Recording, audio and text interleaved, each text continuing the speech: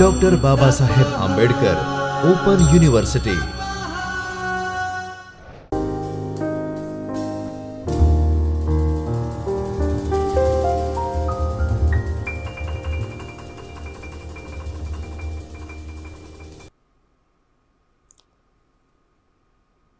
Doctor Baba Saheb Ambedkar open યુનિવર્સિટીના ચૈતન્ય સ્ટુડિયોમાં હું doctor Nitin Kumar Jadav, assistant professor સમાજશાસ્ત્ર।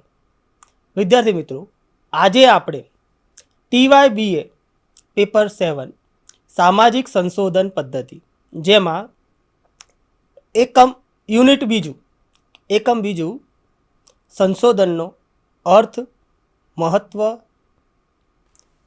Paper 7 સામાજિક સંશોધન પદ્ધતિઓ, એકમ બીજું સામાજિક સંશોધનનો અર્થ, હેતુ અને મહત્વ।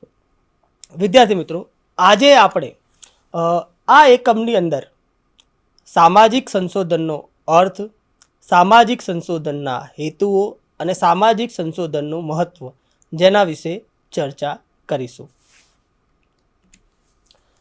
આ એકમના અભ્યાસ બાદ વિદ્યાર્થી મિત્રો સામાજિક સંશોધનનો અર્થની સમજ મેળવી શકશે, સામાજિક સંશોધનના હેતુઓની સમજ મેળવી શકશે, તેમજ સામાજિક સંશોધનની મહત્વની સમજ મેળવી શકશે। સૌથી પહેલાં વાત કરીએ તો કે રિસર્ચ, તો કે રિસર્ચ શબ્દની ઉત્પત્તિ ફ્રેન્ચ ભાષાના રિસર્ચર શબ્દ પરથી થયેલ છે, જેનો અર્થ થાય છે કે to see, to look, to investigate વગેરે એમ કહી શકીએ। રિસર્ચ શબ્દ રી વત્તા સર્ચથી બનેલો જોવા મળે છે, જેનો અર્થ થાય છે પુનઃ શોધવું, ફરીથી શોધવું એવું થાય છે। સંશોધનનો એક અર્થ વારંવાર શોધવું એવો પણ થાય છે, એટલા માટે જો to research is to search again આવું પણ કહેવાય છે। વિદ્યાર્થી મિત્રો, હવે આપણે સામાજિક સંશોધનની થોડીક વ્યાખ્યાઓ વિશે વાત કરીએ તો રેડમન અને મોરી એવું કહે છે કે નવું જ્ઞાન મેળવવાની પદ્ધતિસરનો પ્રયાસ એટલે સંશોધન। મોઝર એવું કહે છે કે સામાજિક ઘટનાઓ અને સમસ્યાઓના સંદર્ભમાં નવું જ્ઞાન પ્રાપ્ત કરવાના કાર્યને સંશોધન કહેવાય છે। હિયર્ટન એવું કહે છે કે માનવ સમૂહના સંબંધોનો અભ્યાસ થાય છે, જ્યારે બોગાર્ટ્સ એવું કહે છે કે એક સાથે રહેનાર લોકોના જીવનમાં ક્રિયાશીલ આંતરક્રિયા પ્રક્રિયાઓની શોધને જ સામાજિક સંશોધન કહે છે। તો કે સામાજિક સંશોધનમાં પરંપરાગત જ્ઞાનની ચકાસણી કરવામાં આવે છે અને વર્તમાન પરિસ્થિતિમાં તે પ્રમાણે નવું જ્ઞાનની શોધ કરવામાં આવે છે, જેમાં વૈજ્ઞાનિક પ્રયુક્તિઓ અને પદ્ધતિનો ઉપયોગ કરવામાં આવે છે અને ખાસ કરીને જે સામાજિક સમસ્યાઓના જે ઉકેલ છે એના માટે પ્રયાસો કરવામાં આવે છે અને પ્રયત્નો કરવામાં આવે છે।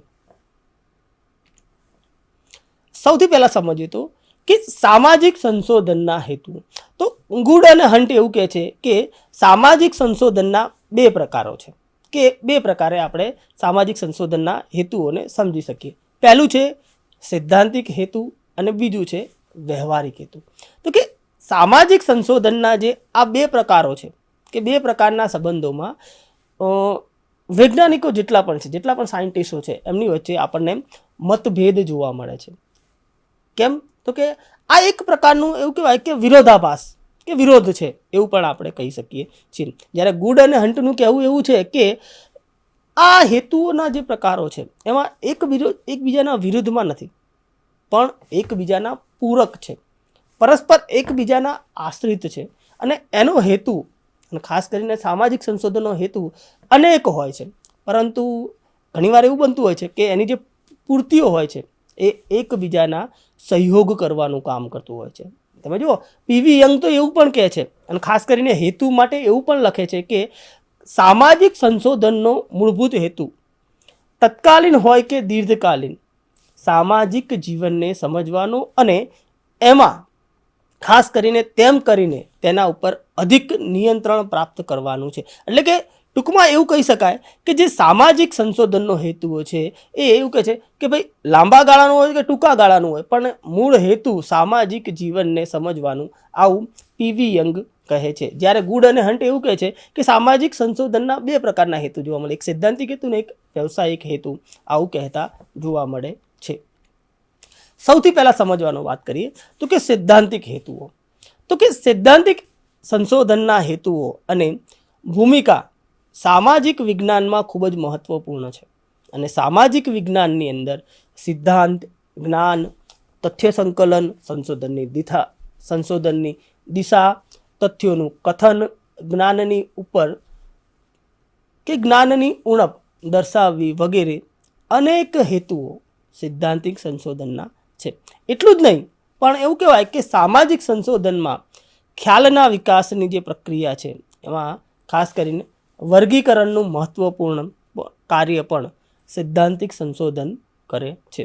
હવે આપણે જોઈએ તો કે સૈદ્ધાંતિક સંશોધનના જે પેટા મુદ્દાઓ છે એની વાત કરીએ તો સૌથી પહેલો મુદ્દો છે તો કે સંશોધનને દિશા આપવાનો હેતુ. તો કે સંશોધનનો મુખ્ય હેતુ, સૈદ્ધાંતિક હેતુ વિભિન્ન સામાજિક વિજ્ઞાનોની અંદર ખાસ કરીને અભ્યાસ ક્ષેત્ર છે એટલે કે વિષય વસ્તુ છે કે અભ્યાસનો જે દ્રષ્ટિકોણ છે વગેરેને નિશ્ચિત કરે છે. ફૂટબોલના વિભિન્ન પરિપ્રેક્ષ્ય પ્રમાણે અભ્યાસ કરી શકાય છે.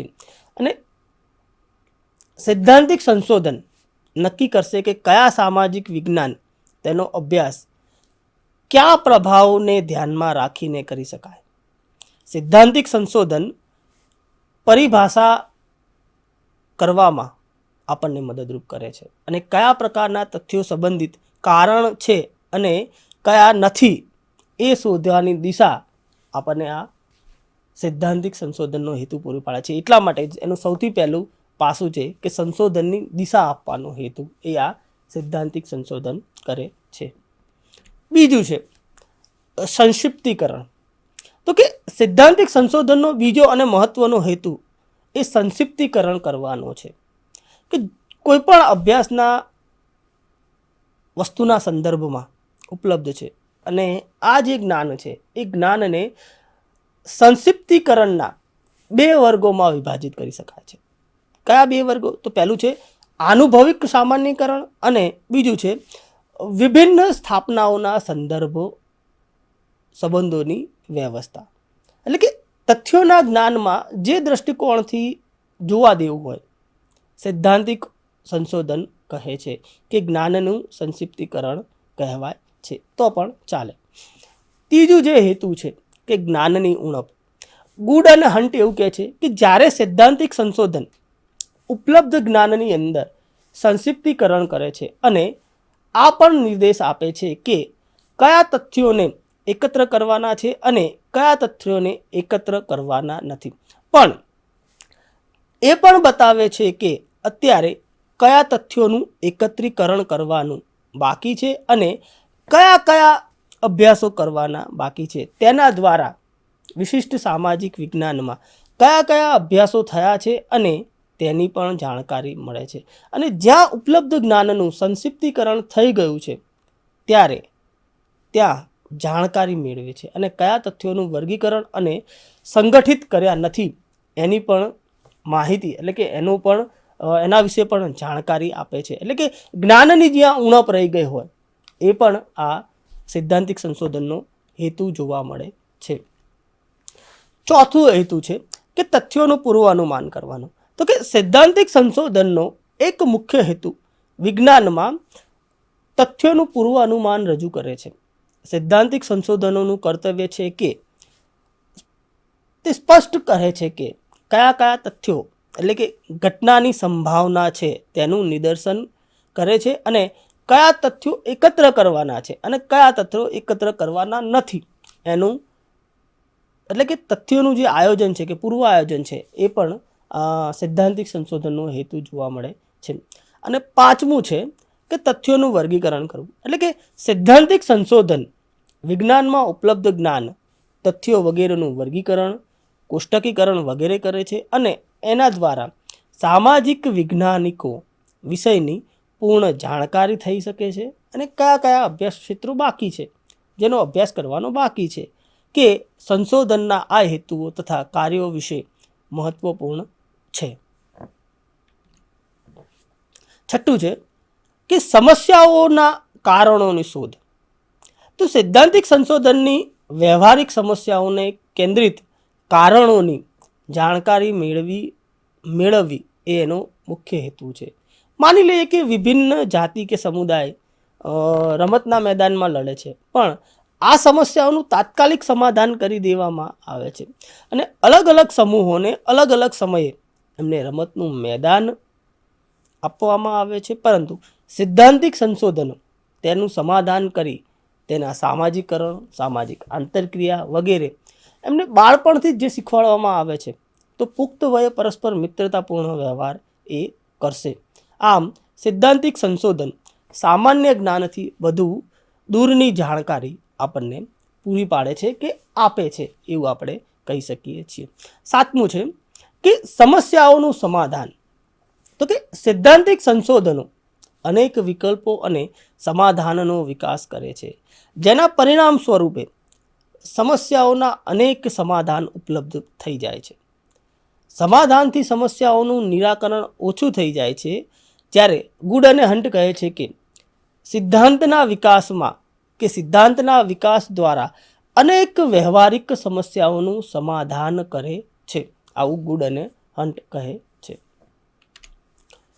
આઠમું છે કે વ્યવસ્થિત વહીવટ. તો સંશોધક વહીવટને વ્યવસ્થિત રીતે ચલાવવામાં મદદરૂપ થાય છે. સરકારી અને વેપારી સંગઠનોના સંશોધન કેન્દ્રોથી માહિતી એકત્ર કરી તેનો ઉપયોગ કરવાનું શરૂ કરી દીધું છે. સામાજિક સૈદ્ધાંતિક સંશોધન પ્રયુક્તિનું મૂલ્યાંકન કરે છે, જેનું જૂની અને નવી સમસ્યાઓના સમાધાનમાં ઉપયોગ કરવામાં આવે છે. ગુડ અને હન્ટના મત પ્રમાણે સૈદ્ધાંતિક સંશોધનનો એક મુખ્ય હેતુ સમસ્યાનું સમાધાન કરવાનું પણ છે. બીજો હેતુ છે, આપણે પહેલો હેતુ જોયો, એના 8 મુદ્દા જોયા, અને બીજો હેતુ છે વ્યવસાયિક હેતુ. તો કે સામાજિક સંશોધન માનવ સમાજથી સંબંધિત અનેક પક્ષોને અનેક દ્રષ્ટિકોણથી અને અનેક હેતુઓને ધ્યાનમાં રાખીને અભ્યાસ કરતું હોય છે. અને અનેક હેતુમાંનો એક હેતુ છે જ્ઞાન તથા સામાજિક વિજ્ઞાનનો વિસ્તાર કરવાનો, કે જેમાં સંશોધનના નવા તથ્યો શોધવા, કારણોનો પ્રભાવ જાણવો, ગુણ સંબંધિત સામાજિક સિદ્ધાંતો સાથે અભ્યાસ કરી એની જાણકારી મેળવે છે અને સમાજ જે પરિવર્તનશીલ છે, જે કારણોથી જૂના સિદ્ધાંતો અને નવી પરિસ્થિતિ આ બંને વચ્ચેના જે કારણો છે એના સંદર્ભમાં ખરા અને એવું કહેવાય કે વિશ્વસનીય રહી શકતા નથી, તેના સ્થાને નવા સિદ્ધાંતો પ્રસ્થાપિત કરવા પડે છે. અને સામાજિક સંશોધન જ્યારે આ હેતુઓને ધ્યાનમાં રાખીને કરવામાં આવે તો ત્યારે શું થાય કે આ હેતુ સંશોધનનો વ્યવહારિક હેતુ કહેવાય છે.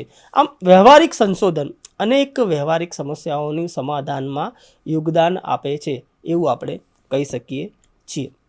હવે વ્યવહારિક સંશોધનની વાત કરીએ તો એ શું કામ કરે છે? તો પહેલું છે કે જ્ઞાનનો વિકાસ કરવો. તો સંશોધનનો મુખ્ય હેતુ જ્ઞાનનો વિકાસ કરવાનો જ છે, પણ સામાજિક સંશોધનનો હેતુ સામાજિક ઘટનાઓ, ખાસ કરીને સામાજિક, આર્થિક, રાજકીય વ્યવસ્થા અને સમાજ જીવનમાં જે સામાજિક પરિવર્તન આવે છે, આ બધાના સંબંધમાં જે જ્ઞાનનો વિકાસ કરે છે. તો એમ કહેવાય કે આ સંશોધક સમાજનું માળખું અને તેના જે કાર્યો છે એ કાર્યોની વ્યાખ્યા અને વર્ણન કરે છે, અને દરેક ક્ષેત્રોમાં જે જ્ઞાનની ઉત્તરોત્તર એટલે કે વધારે ને વધારે પ્રગતિ કરે છે. એટલે કે ઉપલબ્ધ જ્ઞાનની અંદર જ્યારે એકત્રિત જ્ઞાન છે એ ક્રમબદ્ધ અને વ્યવસ્થિત કરે છે અને સંચયી જ્ઞાનના આધાર ઉપર આગળ વધીને સંશોધન કરે છે, અને એના કારણે શું થાય કે નવા તથ્યોની શોધ કરે છે. બીજો મુદ્દો છે કાર્યાત્મક અભ્યાસ. તો કે વ્યવહારિક સંશોધન સામાજિક ઘટનાઓ અને સામગ્રીથી સંબંધિત તથ્યોનો કાર્યાત્મક અભ્યાસ કરે છે અને તથ્યોની અંદર પરસ્પર એકબીજાની વચ્ચે જે કાર્યકારણનો પ્રભાવ હોય છે એ કયો સંબંધ છે કે જે સામાજિક વ્યવસ્થાને સમજવા માટે સંબંધિત તથ્યો, એના ગુણ અને એના પ્રભાવનો અભ્યાસ જરૂરી છે. તો એમ કહેવાય કે સામાજિક સંશોધનના આ કાર્યને ક્રમબદ્ધ અને વ્યવસ્થિત રીતે આપણી સમક્ષ રજૂ કરે છે. તથ્યોના કયા કયા લાભ છે, કયા કયા ગેરલાભ છે વગેરે, એના જે પ્રભાવ છે વગેરે જણાવે છે. અને વિભિન્ન જે જુદા જુદા તથ્યો છે એ તથ્યો કેવી રીતે એકબીજાને પ્રભાવિત કરે છે અને કેવી રીતે એકબીજાને અસર કરે છે કે જેનાથી સામાજિક વ્યવસ્થા અને સામાજિક ઘટનાઓને સમજવામાં આપણને સુગમતા મળે, કે સુગમતા રહે અને સમાજ ખાસ કરીને સંતુલિત, ગતિશીલ, નિરંતર અને વ્યવસ્થા વગેરેને આ બધું જ્ઞાન એ જરૂરી છે. ત્રીજું છે કે સિદ્ધાંતોની શોધ કરવી. તો વ્યવહારિક સંશોધનનો એક મુખ્ય હેતુ નવા નવા સિદ્ધાંતોની શોધ કે ખોજ કરવાનો છે. અને સિદ્ધાંતમાં જે તથ્યો હોય છે એ તથ્યોમાં પરસ્પર સંબંધ દર્શાવે છે. અને સિદ્ધાંત આ તથ્યો જે હોય છે એ તથ્યોનું સંક્ષિપ્તીકરણ કરે છે. અને સિદ્ધાંતની શોધ કરવી કે નિર્માણ કરવું એ પણ વ્યવહારિક સંશોધનના વિભિન્ન પગથિયામાંનું એવું કહેવાય કે છેલ્લું પગથિયું નિયમ કે સિદ્ધાંત નિર્માણ, અને ખાસ કરીને તપાસ છે કે સંશોધન વગેરે આપણે કહી શકીએ છીએ. અને સામાજિક ઘટના સંબંધિત તથ્યોનું સંકલન કર્યા પછી વ્યવહારિક સંશોધન તથ્યોના આધાર પર તેના પરસ્પર સંબંધોના કથનના રૂપમાં રજૂ કરે છે. અને આ કથન પ્રયોગસિદ્ધ તથ્યો ઉપર આધારિત હોય છે. અને વ્યવહારિક સંશોધન સિદ્ધાંત દ્વારા સામાજિક સંગઠનની વ્યાખ્યા અને પૂર્વાનુમાન કરે છે અને તેના દ્વારા ઘટનાઓનું અનુમાન લગાવવાનું સરળ થઈ જાય છે. ચોથો જે મુદ્દો છે ખ્યાલોનો વિકાસ. તો કે વ્યવહારિક સંશોધનના અનેક પગથિયા છે. કહેવું મુશ્કેલ છે કે કયું પગથિયા વધારે મહત્વનું છે અને કયું પગથિયા ઓછું મહત્વનું છે. આમાં અનેક સોપાનો, ખાસ કરીને ખ્યાલોની વ્યાખ્યા, સ્પષ્ટીકરણ, સંક્ષિપ્તીકરણ વગેરે તથ્યો, એટલે કે જે ખ્યાલો હોય છે એ ખ્યાલો તથ્યોની વ્યાખ્યા કરે છે અને નવા નવા તથ્યોનું સંશોધન કરે છે અને એની વ્યાખ્યા કરે છે. અને ઘણીવાર તો પુનઃ પરીક્ષણ કરવું પડે છે. એટલે કે નવા તથ્યોના સંદર્ભમાં જૂના તથ્યો, એટલે કે પુનઃ વ્યાખ્યા કરવી, સ્પષ્ટીકરણ કરવું વગેરે એ સામાજિક સંશોધન એમાં જરૂરી થઈ જાય છે. એટલે કે બદલાયેલી પરિસ્થિતિમાં સંશોધન નવા ખ્યાલો, સિદ્ધાંતોની શોધ કરે છે, નિર્માણ કરે છે, તેની સ્થાપના કરે છે અને એમાં આવશ્યક હોય તો સંશોધન કરીને સંશોધન પણ કરે છે કે સંશોધન પણ રજૂ કરે છે. સામાજિક સંશોધનના વ્યવહારિક સૈદ્ધાંતિક હેતુઓ માત્ર વૈજ્ઞાનિક જ્ઞાન રજૂ કરે છે. સમસ્યાના વાસ્તવિક સમાધાનથી તેનો સીધો સંબંધ હોતો નથી. અને સંશોધનનો હેતુ ઘટનાઓનો વૈજ્ઞાનિક પદ્ધતિઓથી અભ્યાસ કરવાનો છે અને તેના કારણો શોધવાનો છે. કઈ ઘટના કઈ પરિસ્થિતિમાં કયું પરિણામ પ્રસ્તુત કરશે તેનો અભ્યાસ કરવાનો છે. પીવી યંગ એવું કહે છે કે સામાજિક સંશોધનના હેતુના સંદર્ભમાં લખે છે કે સામાજિક સંશોધન સામાજિક જીવનના સંબંધમાં ખોજ, વિશ્લેષણ અને અમૂર્તીકરણ કરવાની એક પ્રણાલી છે. હવે વિદ્યાર્થી મિત્રો આપણે સમજીએ તો કે સામાજિક સંશોધનનું મહત્વ. તો સામાજિક સંશોધનની મહત્વની અંદર પહેલી બાબત છે કે વિજ્ઞાનના વિકાસમાં ફાળો આપવો.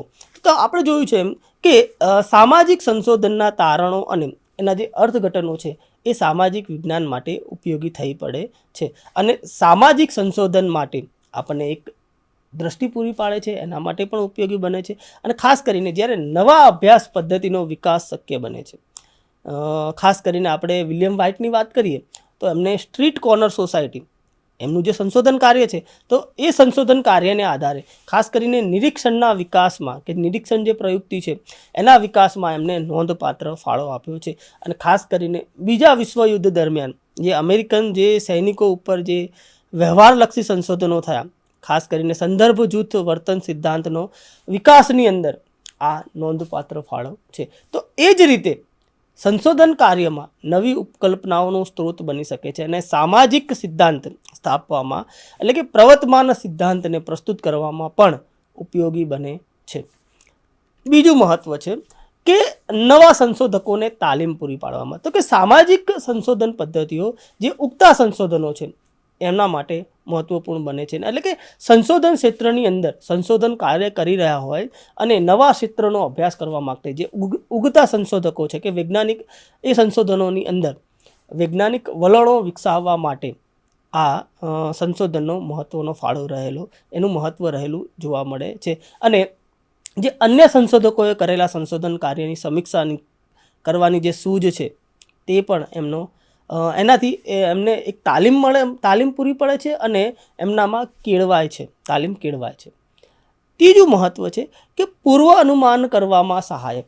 તો સામાજિક સંશોધનનું આ એક મહત્વપૂર્ણ લક્ષણ છે કે તેમાં ખાસ કરીને જ્યારે આપણે પૂર્વ અનુમાન કરવાની વાત હોય તે પૂર્વ અનુમાન કરવા માટે ઉપયોગમાં લેવામાં આવે છે. કારણ કે જે માનવીય ક્રિયાઓ છે એના ઘણા બધા પાસાઓ એવા છે, ખાસ કરીને જે ભવિષ્યના તથ્યો તરફ જ્યારે સંકેત કરવાની વાત હોય એના પર આધારિત છે.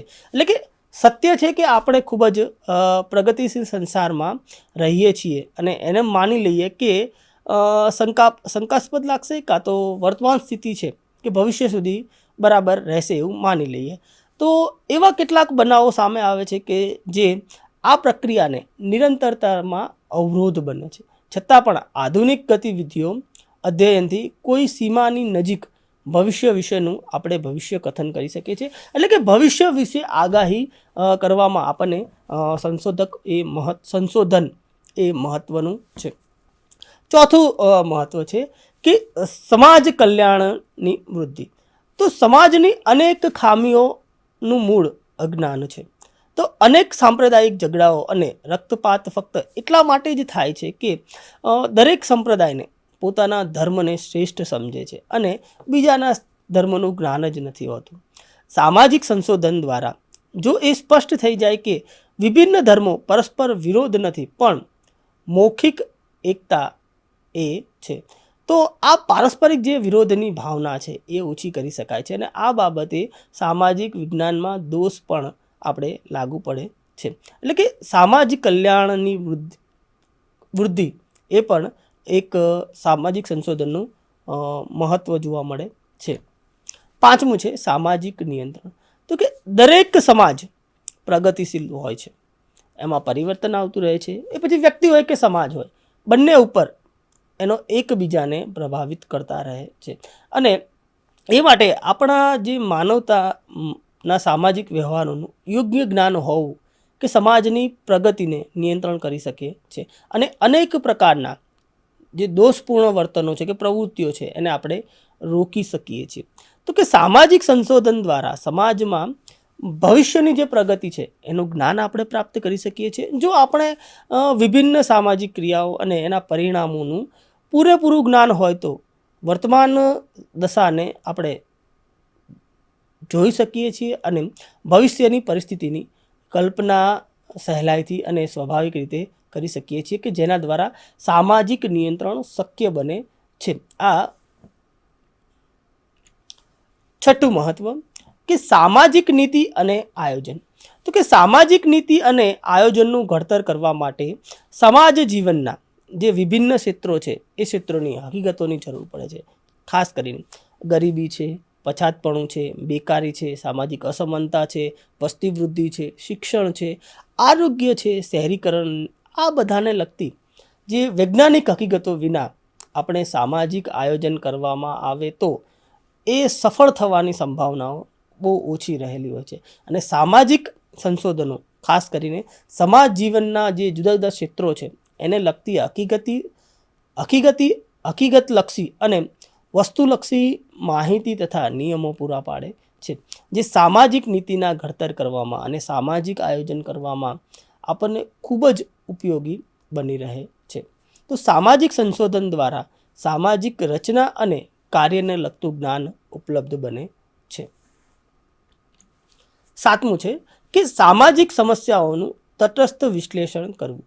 તો કે સામાજિક સંશોધન એ વિભિન્ન મહત્વપૂર્ણ સામાજિક સમસ્યાઓનું નિષ્પક્ષ વિશ્લેષણ પ્રસ્તુત કરે છે, દાખલા તરીકે પ્રજાતિ સંબંધોના અધ્યયન દ્વારા પ્રજાતિની ઉચ્ચતાની માન્યતાઓને બિનપાયાદાર સાબિત કરવામાં આવે છે. આમ સામાજિક સંશોધન કરતાં હકીકતોનું સંશોધન કરી ખોટી ધારણાઓને નિર્મૂળ કરવાનું મહત્વપૂર્ણ કાર્ય કરે છે. એટલે કે સામાજિક સમસ્યાઓનું તટસ્થ વિશ્લેષણ કરવું એ પણ સામાજિક સંશોધનનું મહત્વ જોવા મળે છે. 8મું છે કે અંધવિશ્વાસોને દૂર કરવામાં મદદરૂપ. તો કે સામાજિક સંશોધન એ પોતાની શોધો દ્વારા દુનિયામાં જે પ્રસરેલી રૂઢિવાદ પ્રભાવને નિર્મૂળ કર્યો છે અને પોતાની શોધોથી તેને સિદ્ધ કર્યું છે કે રૂઢિવાદ ખોટા અને અસત્યને આધારે ટકી રહ્યો છે. તેમાં પણ કંઈ પણ સત્યનો આધાર હોતું નથી. આનું પરિણામ એ છે કે મનુષ્ય આજે વધારે બૌદ્ધિક પ્રાણી બની રહ્યો છે. પરિણામે આજે મનુષ્ય યોગ્યતાનું સાચું મૂલ્યાંકન કરે છે અને માનવ અધિકમાં અધિક પ્રગતિ કરવામાં સમર્થ થઈ રહ્યો છે. એટલે કે સામાજિક સંશોધનમાં કોઈ પણ બાબત તેના આ તથ્યોને આધારે સ્વીકારવામાં આવે છે અને અંધવિશ્વાસને એ દૂર કરે છે. એટલા માટે એવું કહેવાય છે કે સામાજિક સંશોધનો અંધવિશ્વાસને દૂર કરવામાં મદદ કરતા જોવા મળે છે. વિજ્ઞાનના વિકાસમાં સામાજિક સંશોધનનો મહત્વનો ફાળો જોવા મળે છે અને સામાજિક સંશોધન દ્વારા નવા સંશોધકોને વૈજ્ઞાનિક તાલીમ પૂરી પાડવામાં આવે છે, પૂર્વ અનુમાનો કરવામાં આવે છે, સમાજની જે અનેક ખામીઓ છે, ખાસ કરીને મૂળ જે અજ્ઞાન છે એ અજ્ઞાનને દૂર કરે છે. સામાજિક સંશોધનમાં જે દોષપૂર્ણ પ્રવૃત્તિઓ છે એ દોષપૂર્ણ પ્રવૃત્તિઓને રોકી શકાય છે. સામાજિક સંશોધન દ્વારા સામાજિક રચના અને કાર્યને લગતું આપણે જ્ઞાન ઉપલબ્ધ બને છે અને સામાજિક સંશોધન એ વિભિન્ન મહત્વપૂર્ણ સામાજિક સમસ્યાઓનું નિષ્પક્ષ વિશ્લેષણ કરે છે. અંધવિશ્વાસોને દૂર કરવામાં પણ આ સામાજિક વિજ્ઞાન આપણને મદદરૂપ થાય છે. વિદ્યાર્થી મિત્રો, આ એકમના અંતે કેટલાક ખરા ખોટા છે કે એ તમારે એનો જવાબ તમારે જાતે જ આપવાનો રહેશે. પહેલું છે કે વિજ્ઞાનના વિકાસમાં સામાજિક સંશોધનનો ફાળો રહેલો છે. સાચું કે ખોટું જણાવો. બીજું છે કે સામાજિક સંશોધન દ્વારા પૂર્વ અનુમાન થઈ શકે છે. સાચું કે ખોટું જણાવો. ત્રીજું છે સામાજિક સંશોધનનો સમાજ જીવનમાં વિભિન્ન ક્ષેત્રોને લગતી હકીકતો અને વસ્તુલક્ષી માહિતી પૂરી પાડે છે. આ એકમના અંતે વિદ્યાર્થી મિત્રો સ્વાધ્યાયના પ્રશ્નો છે. સૌથી પહેલો પ્રશ્ન છે કે સામાજિક સંશોધનનું મહત્ત્વ વર્ણવો અને બીજો પ્રશ્ન છે કે સામાજિક સંશોધનનું હેતુઓ જણાવો. વિદ્યાર્થી મિત્રો, આ એકમના અંતે આ બે સ્વાધ્યાયના પ્રશ્નો નીકળે છે અને આ એકમ વિશે તમારે વિદ્યાર્થી મિત્રો વધારે વાંચનની જરૂર હોય તો એના માટે સંદર્ભ પુસ્તકની યાદી સૂચિ અહીંયા છે, જે તમે આ એકમ વિશે ખાસ કરીને સામાજિક સંશોધન એટલે શું, સામાજિક સંશોધનના હેતુઓ અને સામાજિક સંશોધનનું મહત્ત્વ જે વાંચવામાં તમને મદદરૂપ થઈ શકે અને આમાંથી તમે વિશેષ વાંચન માટે ઉપયોગ કરી શકો છો. Thank you.